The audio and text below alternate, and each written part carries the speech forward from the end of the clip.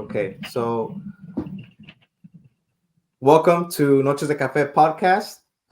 This is a podcast trying to get guests with manifesting their dreams, saying their journey, saying every challenge, every story that they have, and basically just to have a different angle of their story, their guest, and just having a good time and seeing what connections, what networking we can do, and hopefully we all get a good time out of this. So before I introduce our guest, I want to introduce my sister, which is my co-host, Tati. ¿Cómo estás? Hey, doing good.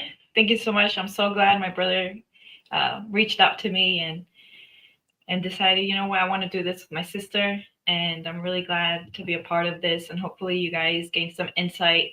And really excited because this is our first episode, and we have a really badass guest. And yep, just looking forward to it. And now, Marissa. Nervous, a little nervous. And to introduce our first guest, I think she's a good first guest. We follow her on the Techie Ladies on Tequila Encyclopedia. I think she brings joy to the show, to everyone's life, I think. And so, Marissa, ¿cómo estás? I'm assuming in Spanish that means how am I? No, I'm just kidding. Yeah. I know. Bien, ¿y tú? Good. Happy that So I you have a can question. join us. Yes. I know you're the question guy, and you're going to be asking me questions, but I have a question for you. Noches de cafe means nights with coffee, nights of coffee, right? Coffee nights? Yes. Are you actually drinking coffee? Because it is 9 p.m. in Jersey right now, and I don't know if I have that much badassery in me. Can I curse? Yeah, you can do whatever you want. All right, we're in. So for this case, no. For this case, I'm drinking green tea, kind of like matcha. So yeah, but normally I would be drinking coffee. It doesn't really do anything to me. Like I can drink it right now and probably go to sleep like in the next 40 minutes. Damn. Well, you were talking about dreams, and I got the opportunity to go to grad school, and my company was paying for it years ago. And the one caveat was I had to work full time while going. So I used to drink an espresso on the train ride home. I had an hour train home so that I wouldn't fall asleep on the train and miss my stop. And then as soon as I got home after that train, I used to pass out. But that's in your 20s, right? So, you know, you can do anything in your 20s, really, except run for president. You have to be 35 for that. That sounds strong. Okay, so before we get into how you got to the Tequila Encyclopedia, how you got the Techie Ladies, just want to give the people a little bit of context on you. So we know you're from Jersey, so I just want to ask, how was it growing up in Jersey? Your experiences when you were a kid, anything like that, and was there ever a point where you wanted to move out? Hell no. No, I'm just kidding.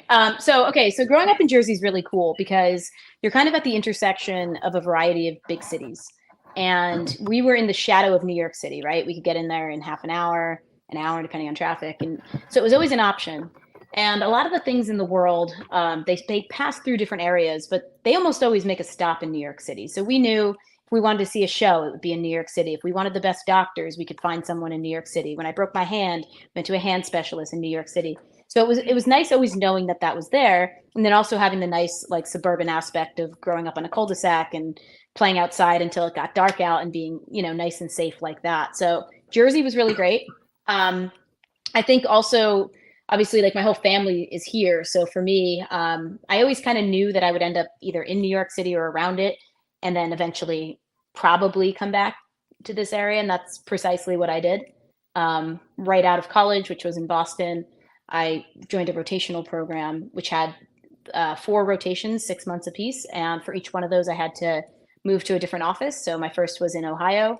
My second was in Connecticut. My third was in Connecticut, but a different office. And my fourth was in Connecticut, which sounds like they're all the same, but they're not. They were all like far from each other. And during that process, they also sent me to live in Cleveland for a bit, and Dayton and Stamford and Norwalk, and just like all over. And then I rolled off that program, stayed in Connecticut for a bit. And similarly, it's right near New York City. It allowed me to go to grad school part-time while working full-time at NYU. Shout out NYU. And then, from there, I moved out to San Francisco. Then I moved to New York City. And then right before pandemic, I moved to New Jersey. So for me, frankly, like I had always felt like an inevitability. But the goal was always to be near family and near the things that I want to do, which is what this wonderful state has provided me. The things I don't want to do is pay taxes, but obviously, like here, they make that pretty tough. Economically. Yeah. Yeah, So we I'm a big can't fan. do that. So Yeah, most of my friends are in the city though, and this might as well be Ohio because apparently, like, I can cross into their state, but they cannot. Like, there's a force field. Like, it's too far for them to come across the river. Though it's way closer to get to Hoboken where I am than it is to get to like Brooklyn sometimes. So the joke is like I'll beat them home, and they still think New Jersey's like so far away, but that's okay. So living in San Francisco, when you were living in San Francisco, were you missing New Jersey? Yeah, like so. Okay, so San Francisco is interesting, right? Because I went there before it completely fell to shit. We can curse, right? Cool. And I was there for a job that a lot of the people were based not in my time zone. They were in a few hours ahead, which meant that like my days ended pretty early, and I could kind of go explore the city. So I took advantage, knowing that I'd only be there for a few years at max, and really it ended up being just about a year before I was called back for a job out here. And so I didn't want to waste a weekend. Every weekend I was there, I did something. Every night that I was there, I did something. Even when I wanted to just like crawl up into bed, I was like, nope, you're going to go climb that mountain hill thing. And so I feel like in a year, I saw so much of that city. But in the back of my mind, I always knew I was going to be coming back east at some point. I did join dating apps for the first time while I was out there. And I say this strategically because you have to put like a bio, and I did all that for the first time. And I made my bio, and I quote, "On a quest to find the best pizza out west and could use some help." And basically, I just got invited to try every pizzeria in San Francisco because everyone thought that they knew the best pizzeria. So always I had just like, DMs of, "Oh, have you tried this? Have you tried that? Have you tried?" And I'm like, in the beginning, I was like, "No, like, let's go." And then by the end, I was like, "Yep, not good. Yep, not good. Yep, not." So I feel like I've tried every slice in San Francisco. And so I miss New Jersey's pizza, certainly. Not to your standards, huh? Yeah, there's something about the yeast, as you know with tequila, or at least as you may know with tequila, a lot of it's about the yeast, and a lot of brands have proprietary yeast and things like that. San Francisco is known for their sourdough because of the yeast in their air. So, a lot of pizzerias thought, "Oh, I'll ship the water in from Jersey, I'll ship the water in from New York." It's not the water, it's the yeast. So it was all for nothing because their pizza was no good. Interesting. It's funny you say that because I just remembered when we first moved to Houston, I remember my mom asked, I think it was like an Italian bakery. She came to visit Rhode Island. She asked the Italian baker, she's like, "How come you guys don't sell in Texas?" And they were like, "Oh, no, it's the water." Because that's something that we missed was the bread, the Italian bread, or like you said, the pizza. We just couldn't find something that met that standard. Yeah, and the water matters a lot too. Like right now I'm drinking Cascanes, which is a tequila known for a lot of things, but one of them is they actually ship in their own water. They bought a water truck and they ship in their water, and they get their water right from the spring before it goes through any of the process or any of the pipes or processing that it would go through before it hits the town that it eventually goes to. And they intercept it early because they like the exact profile and the exact minerals that are in it. And so water certainly plays a part, but water is easier to replicate. On our show, I co-host a show called the Techie Ladies, the Tequila Ladies, Techie Ladies. And every Tuesday we talk to guests, and we talk to them live at 9 p.m. So, kind of like what we're doing here. And the guest last night had invented an agave spirit. So basically like a tequila, but you can't call it tequila because it's not made in one of the 5 regions of Mexico, but it's an agave spirit from India. And he was talking about his water. And frankly, like, India has an interesting water situation, certainly depending on which region you're in. And he said he just, processes his water. And from there, his agave spirit was excellent. So I think a lot of it's about yeast, even more so than water. But I don't have any way of proving that right now. But it's a theory that I'm holding onto, especially for pizza. That's an interesting point. So now that you mentioned Techie Ladies, right? When did you start? Because Techie Ladies started, but then you also have your own, the Tequila Encyclopedia. Was that at the same time, or did you start before and then Techie Ladies came in after? Yeah, so it's actually really interesting. I got into tequila sometime around grad school. My mom had read this book called The Patron Way, which is about how John Paul DeJoya started Patron, and it was all about, the branding and standing out and setting yourself apart. He's also the Paul Mitchell guy. And so she got really into tequila. I was never really a drinker. So when she was drinking tequila, I was like, oh, I'll try that. Concurrently, my family would vacation in Mexico once to twice a year. So plentiful tequila down there. And I just kind of got into it casually. During pandemic, as many people did, I went to go stay with family. I just bought an apartment, but I had leveled my kitchen that I'm standing in for renovations right before the world shut down. So I didn't have I would not have had a kitchen until the world opened back up. So I went to go quarantine with my parents, and everyone got into hobbies. I started really reading up on tequila. I joined a few tequila underground groups, like on Instagram. I got invited to join some, and I went from like passively listening to people and reading what people were saying in this group called the Agave Squad, which was an invite only tequila group. I went from just like listening to responding a little bit to like listening, responding. Then I started leading discussions. Then I started like adding like really heavy thoughts. And when the world opened up a little bit, I went down to Florida to visit siptequila.com. They have actually, now they have a huge location, but back then they had a very small footprint. And I went down to visit them. And as I was talking to them, they're like, oh, well, how do we like reach you? And I'll share this. And I realized I only had a personal Instagram, which I didn't really want to share with the world. It was like pictures of my dog and my parents and things like that. So when I got home from that trip, I created Tequila Encyclopedia, because that's what my friends had always called me. And I just, not always, but that's what my friends had started to call me. And I started using that moniker. And initially, and this is a very long answer, but initially I figured, I'll just call it the encyclopedia and just put entries in, like diary entries of like tequilas. And if you look all the way back to my OG stuff, you never see my face, you never see anything about me, you just see pictures of bottles and a ton of info. And I did that for a bit. But then a brand had sent me a bunch of like samples to try. And I realized pretty early, like I couldn't do it without showing my face. I was like, how do I do this? Do I try it and then put note? And I was like, no, just show your face. So I was working in finance at the time. And if you find this video, it's actually hilarious, like really, really OG stuff. Scroll all the way back. I'm wearing a Brooks Brothers button down because like I had finished work and then I was like, let me do this. And I thought, oh, I look so professional in my Brooks Brothers button down. I look like stiff as hell. And I started like trying to do this and I'm like talking about the tequila and I'm so uncomfortable in front of the camera, which with time you get very comfortable, as you'll see. And it's just like this stiff, horrible video. Now I think it's horrible. Back then I was like, look at me. And I got like so much hate. Like the second I put my white gringa face on this, and people didn't even know I was a chick. So now they found out I'm a chick and they found out I'm a gringa. And those two things, I got hate. I got people saying like insults that weren't even insults. Like I had somebody say to me, oh, I bet you learned a lot by reading books. And I'm like, is that bad? Like, is literacy bad? But anyway, so Tequila Encyclopedia started first. And now I'll pause before I go into how Techie Ladies was founded, just because I know I'm talking a lot. Go ahead. Okay. Okay, so we're up to like 2021, 2022-ish. And long story short, the tequila community on Instagram is awesome. It's a bunch of people who actually are in Jalisco right now. I was supposed to join them, but unfortunately couldn't swing it this time. And they're just like a really welcoming, accepting group. You have to earn your stripes. Like if you don't know your shit, they will call you out for it. So you have to earn your stripes. So I started really like researching to impress these people and also to learn, even from books. And long story short, this community did this thing like where they would do Instagram lives, which I'd never heard of before.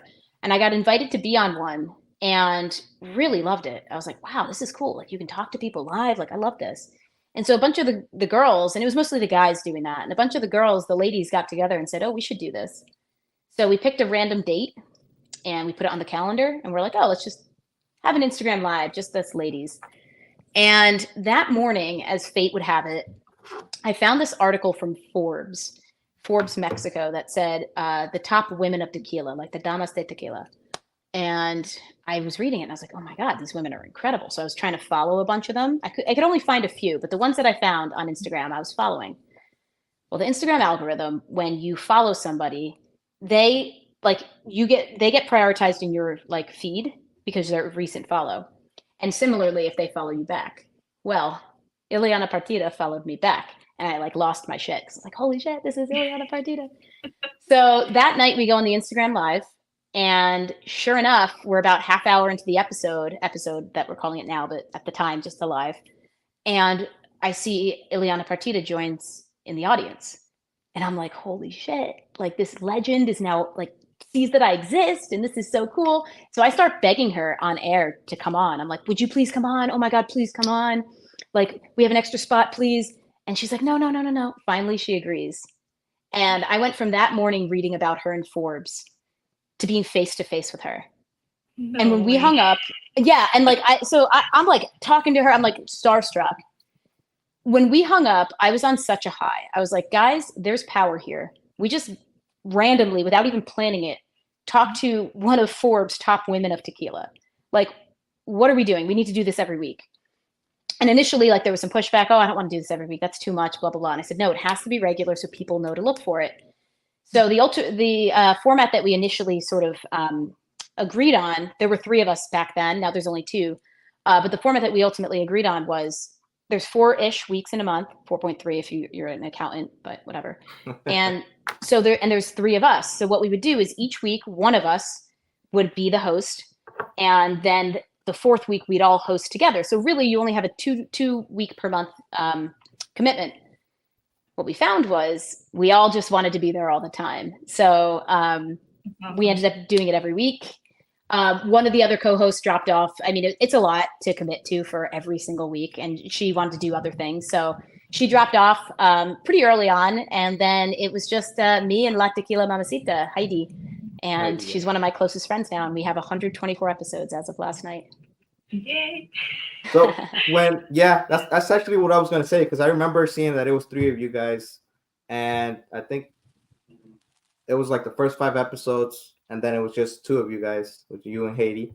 So how did you manage like Tequila Encyclopedia? Like, how did you get together after with Haiti and say, hey, we're gonna do this just us 2 and go from here?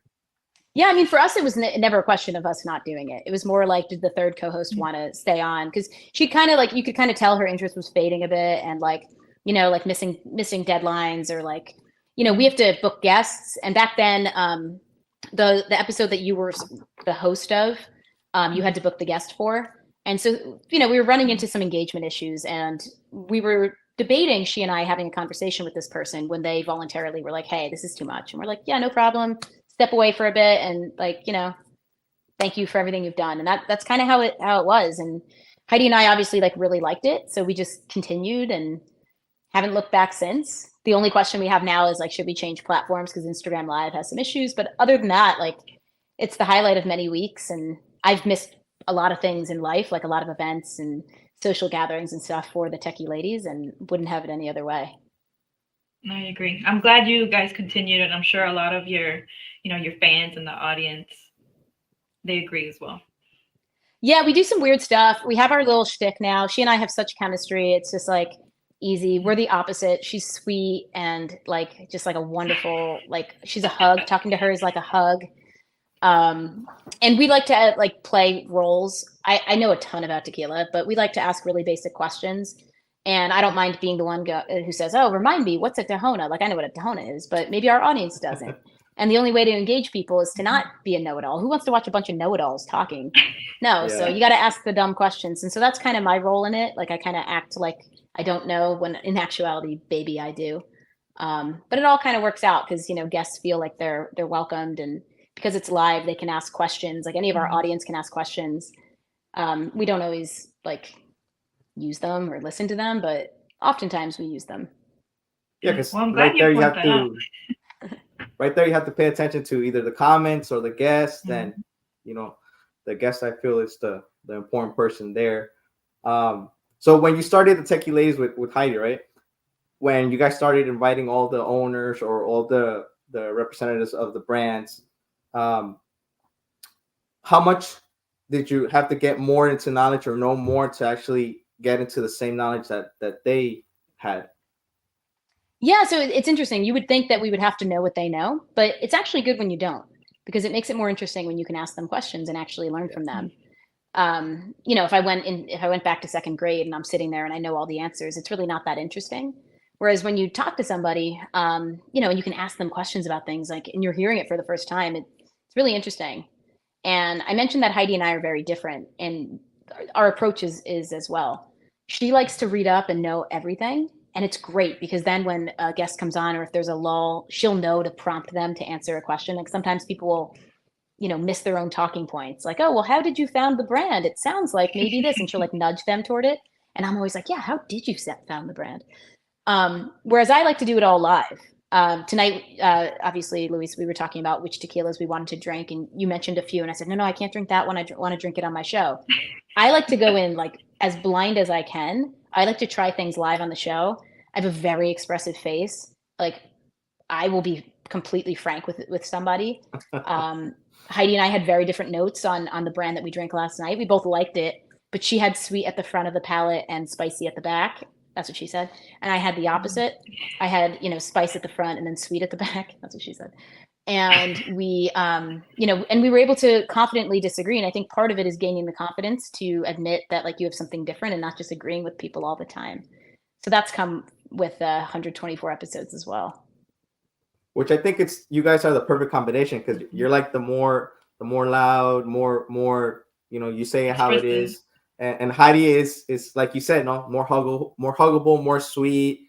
But at the same time, she knows exactly like what she's doing, right? So I think you guys are perfect hosts, and I think that's also part of the magic that Techie Ladies has because that way the guest, is having a good time with and having a connection with both hosts. It's a good balance. And sometimes we found that some people like really are easy to talk to and you just start talking and it's like a nice conversation and next thing you know it's an hour later. And other times you have people that'll give you an answer and then just stop. Yeah. And then there's like a pause and we're like, okay. So it's good to have a second host instead of just like one like you guys have because like if I ended up being a dud tonight, which I think I'm killing it, so obviously that's not a problem. But if I were a dud tonight, you guys could have a conversation together. And we've had to do that a few times where we've had some guests who just they don't have it, great tequila, but can't hold a convo. So, it all works out when you balance it out.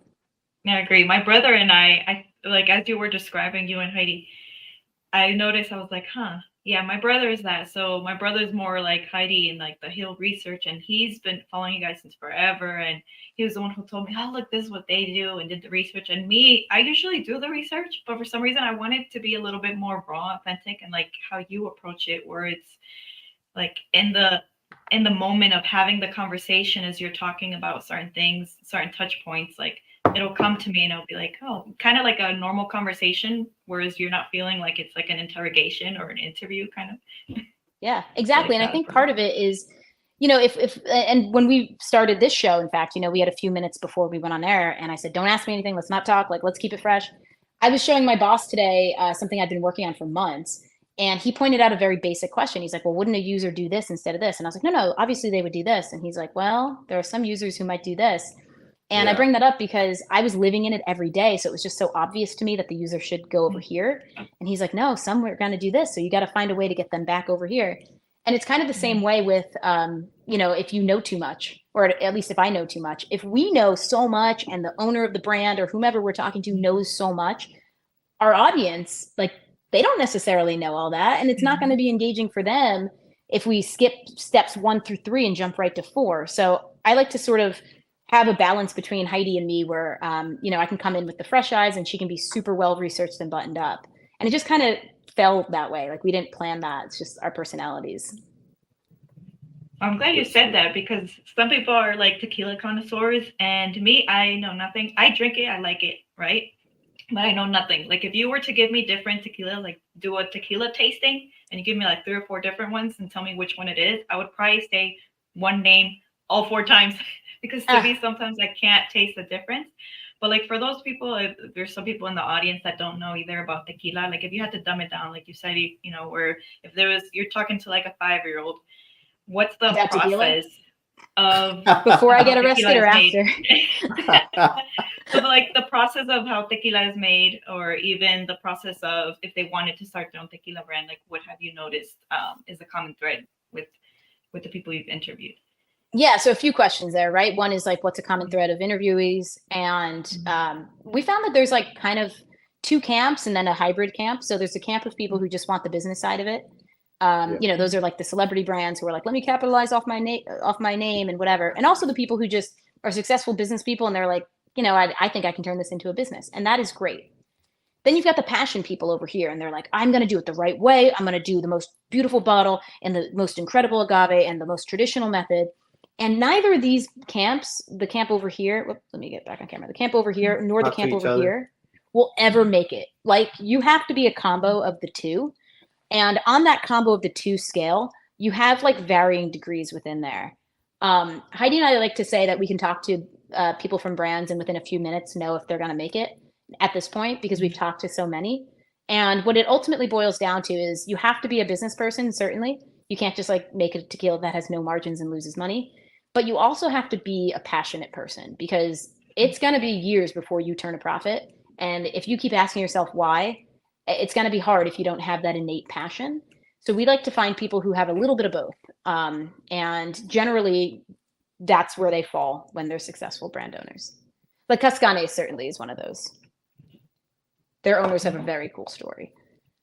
And then if I were to teach somebody like just what to know about tequila, obviously like tequila is such a broad thing. The quick and dirty. That's what she said. A few things to look for on a bottle. So first and foremost, you want to look for 100% agave. So if you pick up any bottle, random bottle, it will be on there if it's true. And so this says 100% puro agave, which is good. So that's number one. Start there. Number two, what you want to do is every bottle of tequila, if you have one, check it out. They're going to have a thing called a NOM number, Norma Oficial Mexicana. So this one's right here, 1614. And then that number is actually the magic number. It's like a cheat code. So you take that Norma Oficial Mexicana, that NOM number, and you go and you download this app called Tequila Matchmaker. So you download that app. You can also use the web, like the .com version, but you're going to download the app because it's going to help you. And you download that app and then you put that NOM in, or you can put the name of the tequila in. You can do either. But the NOM is a lot easier because some of the names are hard to spell. Put that in and it will tell you everything about how the tequila is made. It will tell you everything about the production, about where it is, all that. And then you can rate it in a few different categories: the aroma, the flavor, the finish, and then a few other things too, like if you think it's a good value and things like that. When you do that, you then have an archive of the hundreds over time of tequilas that you've tried, and you can get a sense for your palate. So if I were to be given a tequila I'd never heard of before, I would quickly look it up on Tequila Matchmaker and I'd go, okay, let's see. Where are the agaves from? Oh, they're Highlands agaves. Okay, I know I typically like Highlands agaves. How's it crushed? Oh, man, it's crushed with a Tahona. I tend to like Tahona tequilas. Oh, it's a high proof Blanco from the Highlands region with a Tahona and a stone oven. Oh, I'm probably going to like this. And so, that's the way to really look at it. And then I would just say, so obviously you want to look for 100% agave. You want to look for the NOM. The one other thing that you want to just really, really look out for, and I know that this is going to sound so backwards, but the price is actually a really big determinant of quality. And at a certain point, once you hit $70, maybe around 70, for a Blanco. So assume a Blanco is 70, a Repo will probably be 10 to 15 more, and an Añejo 10 to 20 to 30 more. But if you take a Blanco and it hits $70, anything past there usually isn't that good. You're usually paying for the marketing. So if you see a Blanco for $90, look it up on Tequila Matchmaker. Maybe it's an anomaly. There are a few brands that make really incredible Blancos for $90, but for the most part, once you hit a certain price, the quality actually starts to go down. It starts to be a marketing tequila. Yeah, I've seen that. Interesting. Yeah, so Casa Dragones is an example. Casa Dragones is absolute dog shit tequila. It's one of the worst tequilas on earth. Absolute worst tequilas. And it's actually blasphemy calling it tequila. And it has made a name for itself being quality, but it's actually shit. It actually takes every shortcut that you can, and then it pours all of its money into marketing. It has, celebrities holding it. It calls itself a sipping tequila, which is not even a regulated term. I can call myself a sipping. Well, I can't call myself a tequila, but you get the point. So it does all this shady stuff, and then it makes a really high price point because a lot of people, they go, oh wow, if that's $100, that must be good. And I do it with wine. I do it with whiskey. I don't know whiskey. I don't know wine. But if I see two bottles, I fall for it. But luckily with tequila, you don't have to, because tequila uniquely, unlike whiskey, tequila has Tequila Matchmaker. So you can go in there and be like, holy shit, this is made with, now here, listen to this word, diffuser. when you see the word diffuser, you run. You run. Okay. Why? There are a few that are okay, but generally you run, because what a diffuser is it's like microwaving a steak, right? So if you have a really good quality meat, you're not going to microwave it. I'm vegetarian. I wouldn't know this, but you probably won't microwave it. No. If somebody microwaves their steak, you got to imagine that the quality of meat was pretty low. And the problem is when you do this diffuser method for tequila, the liquid that comes out is stripped of all of its flavor. It qualifies as tequila, but it tastes like nothing. So then when brands use diffusers, they generally use additives, and they start adding in all these syrups and colorings and things like that. And even if it says 100% agave on the bottle, they can add up to 1% additives. And those additives are like thousands and thousands of times sweeter than what you'd imagine. So they can, with one drop of like caramel color, completely change the profile of their dog shit tequila. And that's exactly what Casa Dragones does. And then they charge you for it. Like that should be like a $2 tequila. I mean, obviously their bottle is more expensive, but the juice itself. So like the fact that they're charging what they charge, it's to me, it's just like, it's almost hilarious. Yeah. Which is a good thing that you say that, because that's actually a good, I've been having a question since quite a while, since we come from a family where my grandfather is the one who's been drinking tequila since forever. And in very Hispanic families, they give you a little sip when you're a kid. So seeing my grandfather, seeing the brands that he would drink, once I already grew and would go to the liquor stores and I was of age, and I really didn't know, so my question was, what do you look for really, or what do you buy when you're at a liquor store? Will you buy the way the bottle looks? Do you buy the story on the label? Because you don't know the taste till you actually buy it and try it. Yeah. So I was going to ask that to you. Now we have the tequila matchmaker, and now we know that we're looking for additive-free brands. But for the people that don't have it, or to your experience, what do we look for in at the liquor store? What catches our attention? What do you think? Yeah. So I first and foremost, I think like definitely get Tequila Matchmaker. It's free. Like there's no reason not to. Like just start there, right? Obviously, like if you're planning your purchases in advance, you should go to siptequila.com or Old Town Tequila. Both of those websites are some of the best, if not the two best. They have incredible descriptions about the tequilas. Now, you mentioned additives. I personally don't like the taste of additives. I think it's kind of it cheapens the agave. You don't taste the agave; it covers it. I love agave. I have no issue if you want to drink additives, like you do you, but if you know that you're drinking them, right? So if you're gonna drink like Casamigos, that's just it's like drinking syrup, right? And that's okay if that's what you like. Like know that. Yeah. But if you do want to do a more additive-free thing, Tequila Matchmaker will help you with that. Just because a brand on there doesn't say that it's additive free, it doesn't mean that it's not necessarily, because they haven't gotten around to every brand. But what I would recommend to somebody trying tequila for the first time is ask yourself a few questions. Like, what do you drink when you're not drinking tequila? Is it sweeter? Is it less sweet? Is it like, do you drink it neat? Do you drink it mixed? If you tell me I drink whiskey and I drink it with cranberry juice, like I'm going to know you have a sweeter palate. So I'm not going to tell you to try a Blanco necessarily. I'm going to say, why don't you start with like an extra añejo? And a lot of people do that. If you tell me that you drink wine, or that you drink like a red wine and you like a really dry red wine, I'm going to go, okay, well, maybe, just maybe, like a Blanco might be where you want to go. So it really depends on like your own palate. And from there, I would just research the heck out of it on Tequila Matchmaker. And if you do like siptequila.com or Old Town Tequila, you can be looking up on Tequila Matchmaker the brands that you're looking at on the website. And, that's one of the best ways to do it. I would say start with a certain brand and try their whole lineup, or start with a certain expression. So the expressions are, they spell out the word bra, B-R-A. It's Blanco, Reposado, Añejo. You'll never forget that now. And I would say either try a bunch of Blancos, a bunch of Repos, and a bunch of Añejos, or try Blanco, Repo, and Añejo from one brand. And then from there, you can just kind of play around. That's the fun of it. Okay, question. Yes.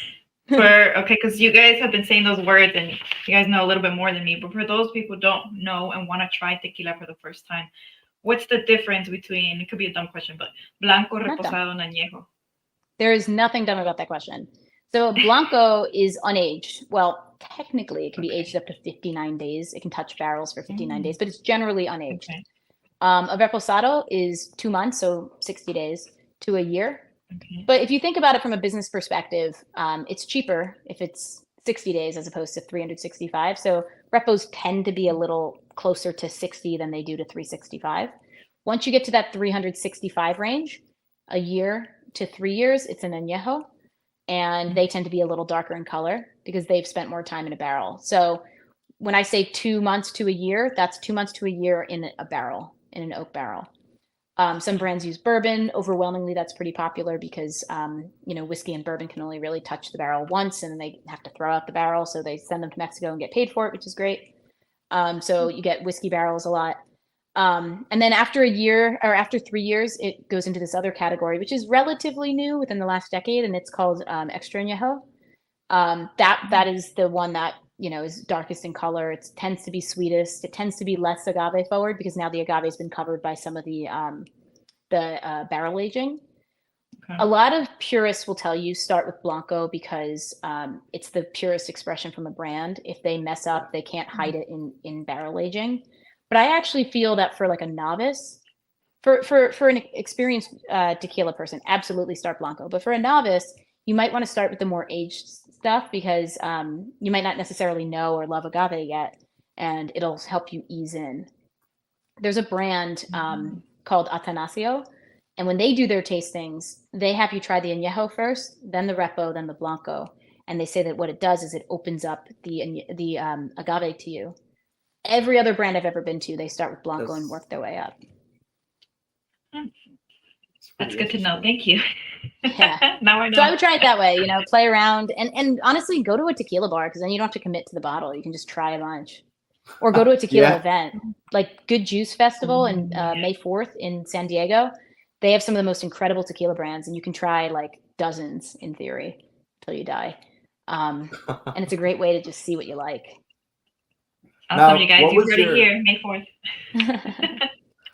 What was your first tequila that you drank? Ooh. God, I have no idea. I remember having like a Patron bought for me at a club by a guy who was trying to impress me.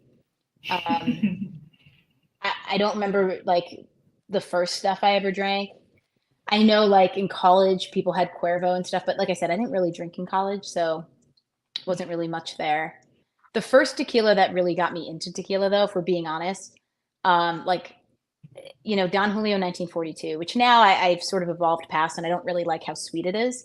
But back in the day, like it was a big deal to get a bottle of 1942, and I still have one. Like if you could see the top of my bar, like I still have it at the top of my bar because, to be honest, like that's my journey. That's where I came from, and anyone who like hides their 1942s, or I have a Clase Azul around here somewhere. Anyone who hides those, it's like, be authentic. Like we all start somewhere. And so I remember like drinking 1942, like when I moved to San Francisco. I had this gorgeous view of the Golden Gate Bridge. And on my way out the door, I had a bottle of 1942 and they got a picture of me holding it in front of the bridge. And like, that was like my bottle.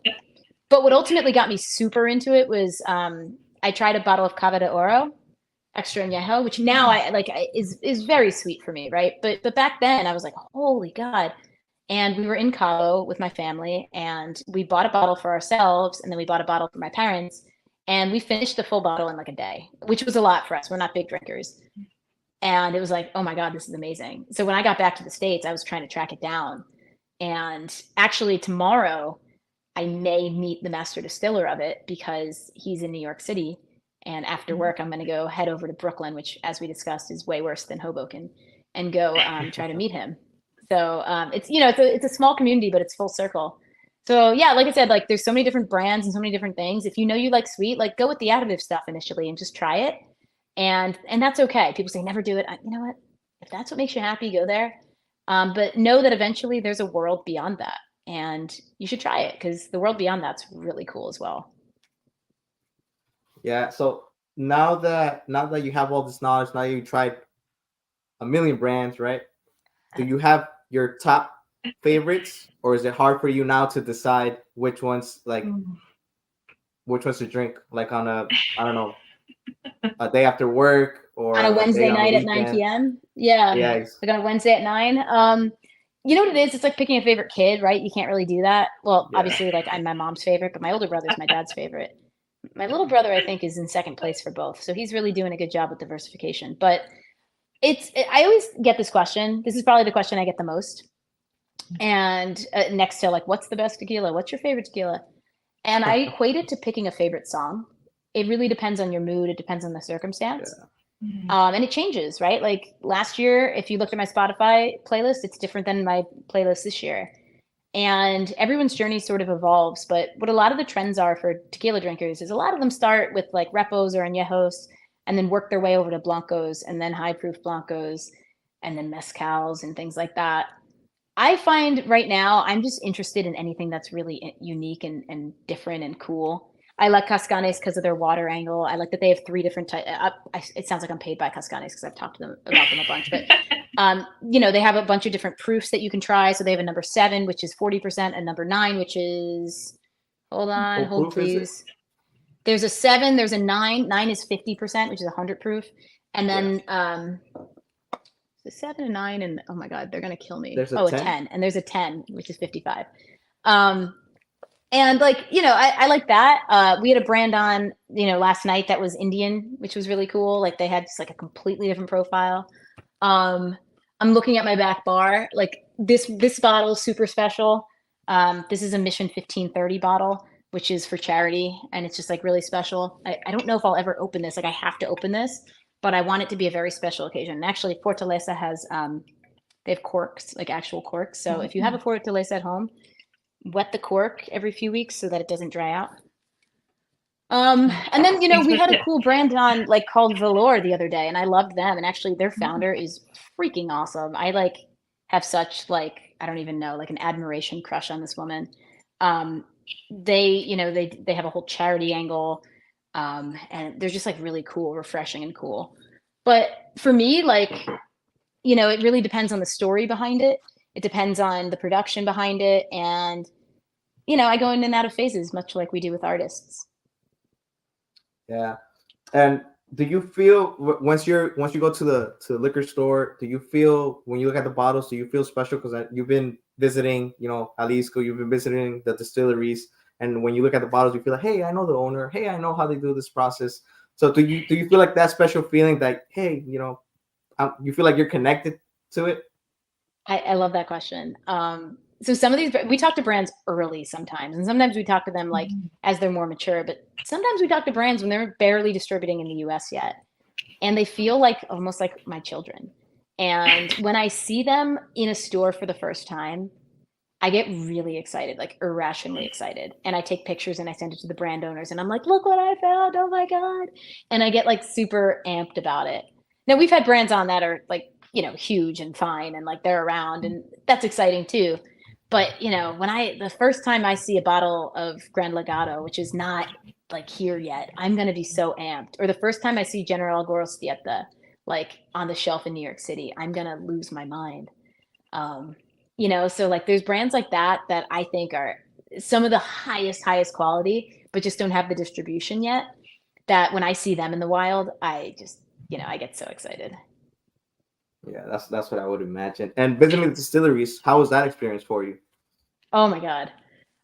So tasting agave is really cool, right? Like it's hard to describe what something tastes like. Like if I asked you, what does pizza taste like how do you describe that? Right? Like San Francisco pizza, it's easy shit. No, I'm just kidding. How do you describe New York or New Jersey pizza or Connecticut? Connecticut is good pizza. Or Chicago pizza. Chicago's, it's not pizza, dude. Like, listen, like it's cool and I like it, but it's not pizza. It's like a whatever the hell. They're like deep dish, right? That's what they do. It's a different food. It's fine. It's good, but it's not like you're not folding it and eating. Like, I don't know what that is. It's fine. It's good. Listen, Chicago, hate on me. I don't care. Your food is excellent. If you know, you know. But it's not a slice of pizza. Yeah, if you know, you know. Yeah. But yeah, like so going to a distillery, what makes it really unique is then you get to try agave for the first time, which I remember as I was trying all these tequilas, I'm live with a bunch of people and they're like, oh, I'm getting fresh cooked agave and this and that. And I'm like, okay, I think I can narrow down what agave is by process of elimination. They say it's like a sweet potato or this. But when you try it for the first time, fresh out of the oven, that's when like your tequila journey actually really begins. Because then when you're smelling your tequila, you're like, oh my God, that smells like the distillery. That smells like agave. Or in a bad case, that smells like cookie batter, and it's Casamigos and run. But it's like really cool because it's like if you never went into a kitchen and smelled like your grandma's sauce being made, like so it really makes a big difference once you get there, if you can. And if you can't, like obviously there's ways to determine what it smells like, but getting there is just so cool. How many distilleries have you visited? Oh God, I don't know, a bunch, like A lot. a bunch. Yeah. Have you visited all of them? No, God, no. I don't know if anyone had. I'm sure there's someone who has, but I like to do like so. It's hard to visit multiple regions in one trip, but I like to try to. So the Valley and the Highlands region around us. I like to do a mixture of like big and small distilleries. I like to do a mixture of methods whenever I visit. If I was going to go on this trip, which I really wanted to, but just like couldn't swing, I'd like to do a mix of like the big guys, like Tequila Ocho. They have this gorgeous like palace of a new distillery, and then like some of the smaller guys like Fortaleza, which is like this big, or and do a nice mix of the two. And then I also like to visit distilleries where I know people. I'm dying to go back to Atanasio. I love Atanasio. Shahid and her dad Renee are just the coolest people. Valor, which was on our show, which obviously my like girl crush is. She makes her tequila out of there. And she happens to be down there right now, so I'm like really pissed because I was like, man, if I got down there, I could have visited her. So I like to go when like people I know are there, and I can talk to them and like really have an in-person convo. Because as it turns out, like talking online is cool, but talking in person is just there's something special about it. It is. And I'm actually really short, which surprises people when they meet me in person. They're like, "You're tiny." I'm like this big. But yeah, because it seems like you're pretty tall. I'm 5'2". All right, so you mentioned valor, right? The tequila, and I know valor, for those who don't speak Spanish, I know in English it means like strength, basically. So I know there's a story behind that, I'm sure. But out of all the people you've interviewed, what's the story that stuck out to you the most? That you're like, oh man, that touched your heart. Oh my God, no, sure I can't do this. I can't pick my favorite kid. I can't do this. They're like the recent ones that I can remember that are really cool. Like there's a lot of really, really cool ones. A lot of the passion projects have just really innately cool stories. The guy that we talked to last night, he told us how agave came to India, and it's actually just like a wild story. Imperialism. They had just built railroads in India, and cows and different livestock were walking onto the tracks, and it was becoming a problem. So the Queen, Victoria, I believe, at the time, had conquered a bunch of places, including places with agaves, and had the agaves brought over to India to form a natural agricultural fence. Because agaves, if you haven't ever like been around them, they have really sharp, like the little things that shoot out are called piñas. Yeah. They're called pencas. The piñas in the center. And they're pencas, really, right? really sharp. Yeah, pencas. And they're really, really sharp. And if you touch them, it hurts like hell. You can actually cut yourself. I learned that the hard way because I cut myself. And so it was stopping the cattle from going across. And they realized, oh, wow, actually these can be distilled and taste good. And that's what they did. So that was a cool story. But there's a lot of cool stories. There's really cool stories. Yeah. I think a good tequila for me, is three things: a good bottle, a good story, and the juice. Obviously, the juice has to be good. I think once you have those three down, it gets to being a phenomenal brand. Because then after I would drink it. I'll tell you what. Look at this. See this bottle? This is one of my favorites. It's a screw top. All right, it has no label on it. All right, so the bottle's shit, you could argue. And I think that's one of my favorite tequilas. I don't care about the bottle anymore. I used to. Obviously, when you're gifting and you're doing stuff like that, like the bottle matters. And I'm not trying to impugn what you're saying. Like, totally get it. Bottle's what catches your eye. But Felipe Camarena, who I truly, truly respect, said, I'm not in the business of bottles. I'm in the business of tequila. And so his bottles, like G4, which I'll show you right here. I have a rose in it. Don't ask. I use them as vases. They're simple bottles. They're very simple bottles. Like they all look like kind of wine bottles, He doesn't want to waste his time or money on bottles. And I think there's cool ones too, like Ateo. Look how gorgeous this bottle is. So obviously bottles matter. But for me, if the juice is good, like Cascahuin can pour it in a plastic shaker bottle and I'm down. Yeah, because at the end of the day, what you're buying is really what's inside the bottle. So that's right. Well, you're also buying perception. That's why brands like Casa Dragones do okay, because people want to be perceived a certain way. As an example, I love Tapatio. I think Tapatio is one of the best brands. It is so budget. It is so incredible. It has like, let me grab it. I was thinking It has hot this, sauce. right? I know. So it has a gorgeous, like the screw top on top is red, right? So that kind of scares people off, right? So it's red screw top. And there's a misconception about screw tops that they're bad. Screw tops are good. They're actually like, they keep the air in. And then look at this. It's like dancing people on the front. It's a ostensibly like intimidating bottle. This is some of the best juice out there. It is unbelievably good. It has a sister brand, El Tesoro. I don't have a bottle right here. I'd have to go like walk across the room to get it. But El Tesoro is similar, very similar tequila. It's 100% Tahona instead of a little bit of roller mill. But it has a beautiful presentation. Its bottle has like a Tahona on top. It like has a different shape. It's like beautiful. And they charge quite a bit more for that. If once you try Tapatio and El Tesoro side to side, they're different, certainly, but they're so close that it's like, if I'm going to save some money, I'll get Tapatio. So it's one of those things where it's like, if I'm going to give a gift, I'm not giving somebody Tapatio. It would scare the shit out of them. They'd think I was cheap. Like it kind of looks reflective of its price. Yeah. But I have no issue giving El Tesoro, knowing that it's, pretty much the same. Yeah. But it gives off the illusion of a higher quality, That's a good pointer. I'm gonna have to write that down. Yeah. Or you can just DM me. Like, I'm pretty down for that. That's awesome. And I'll have the tequila encyclopedia on hand. I get so many DMs during the day. Like, it's wild about like, oh, I'm at a liquor store. I got a call today, like during work. And I happen to have 2 minutes between calls. A call ended early and they never do. And one of my closest friends calls me and I was like, uh-oh, someone died. So I answered the phone and he's like, hey, Marissa, I'm in a liquor store. And I was like, oh, here we go. So that happens. And then a minute or two later, one of my old colleagues from like 5 or 10 years ago texted me and goes, oh, have you heard of this brand and this and that? And I was like, check the nom, this and that. So it happens a lot. Now, other than tequila, do you have a second alcohol that's your favorite? Or you just drink tequila? Tequila and protein shakes. And protein shakes? Yeah. Okay. No, it's really tequila. And like, I'm going to a wedding in Kentucky in a few weeks.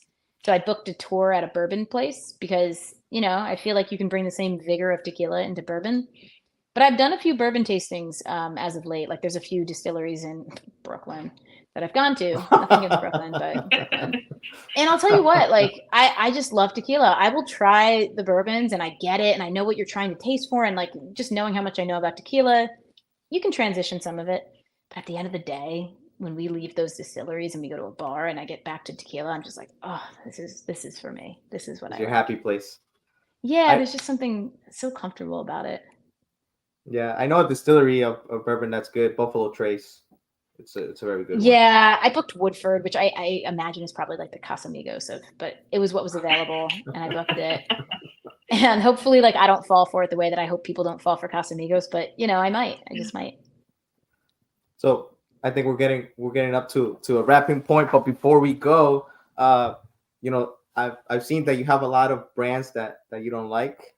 If you would like to say, a couple of them, because I think we share the same knowledge where we don't really like additive brands or brands that really have a high price and really aren't that great.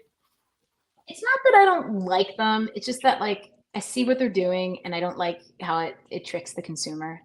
Yeah. If Casamigos, for instance, which is on my list of brands that I would never like, I would drink water before I drank Casamigos. I would actually probably drink sewer piss before I drank Casamigos.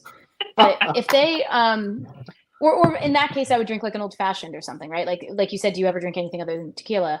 When a tequila list at a bar only has Casamigos, I'm drinking old fashions or Manhattans or something. But one of the things that I don't like about like brands like Casamigos, 818, is that they don't tell the consumer that what they're doing is making like a sweet fake thing that might as well be a sweetened vodka as opposed to a sweetened tequila. The reason they set their sights on tequila is because tequila allows for 1% additives without them disclosing it. And it sucks because a lot of people try Casamigos and they taste the vanilla, they taste the caramel, and they think that's a good tequila because, oh, the branding says that's a good tequila. The billboard in Times Square says that's a good tequila. Clooney in a leather jacket on a motorcycle says that's a good tequila. He sold it years ago, by the way, for $1 billion. But what actually it is it's training palates to associate that fake sweetness with tequila. And then when they try like a Fortaleza, a Cascahuin, they go, oh God, what is this? It tastes like dirt. And I go back and I look at my tequila matchmaker ratings for amazing brands like Cascahuin and like Fortaleza and like El Tequileño, Tapatio, El Tesoro. I could go on. And they were pretty bad. Like initially, like I was giving them bad ratings. I was like, what is this? And I was giving like really sweet brands, additive brands, high ratings because I just didn't know yet. And that's okay. I've gone back and like obviously like retasted these, and for me, my palate's evolved, so too have my scores. But when you talk about brands that I don't like, what I don't like is deception. And I don't like how, brands like Casamigos, 818, Casa Dragones, like are trying to give off this illusion of being this like authentic small batch. Small batch isn't even a regulated term. Neither is sipping tequila. And they're trying like to co-opt a culture that they're not a part of. And I'm not either. Like I'll be the first to admit I'm not Mexican. I respect their culture. I'm not Mexican. I mean, obviously that would be amazing if I could say I was. I'm Italian. I love being Italian. But you can't just come in here and start like putting a sepia filter on your Instagram post, Kardashian girl, whatever her name is, Kendall Jenner, and act like you're like Mexican now. Like you're not. Like leave it alone and be more authentic and just, yeah. So those are the brands that I really don't respect. If you go out there and you're like, hey, we have additives in our tequila, we're like caramel colored and stuff, I'm like, go for it, man. I would tell somebody drink something if you know what you're drinking. Just know what you're drinking. Exactly. That was a long answer, as always. No. I'm giving lots of long answers. Now, is there any celebrity brand that is doing things right, or there isn't any yet? No. There are like Código, for instance, George Strait. Like I knew him as George Strait of Código as opposed to George Strait of country music because I just don't really follow country music.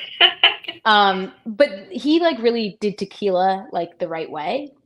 There's other examples like John Wolfe makes really good tequila. It's called Juan Lobo, which is kind of funny. He makes it out of this incredible distillery, Vivanco, Nalm 1414 with Sergio Cruz. Missing one. What's his name? Cabo Wabo is really good. Sammy Hagar knows what he's doing. And Guy Fieri has one that's not bad. It was bad initially, and he's made it a lot better. Santo.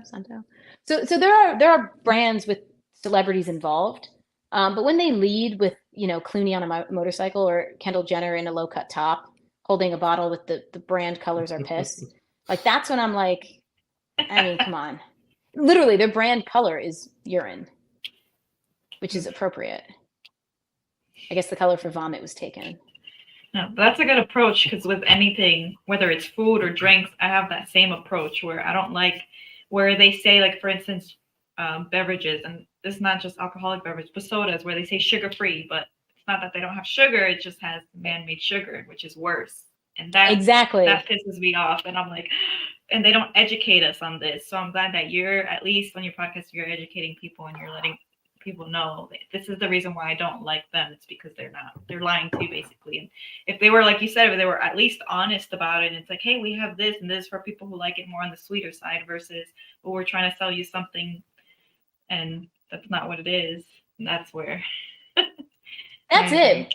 We just want to empower the consumer. Like, if you knowingly drink Casamigos, knowing what's in it, like, power to you, man. You want to spend $60 on a piece of crap, go for it.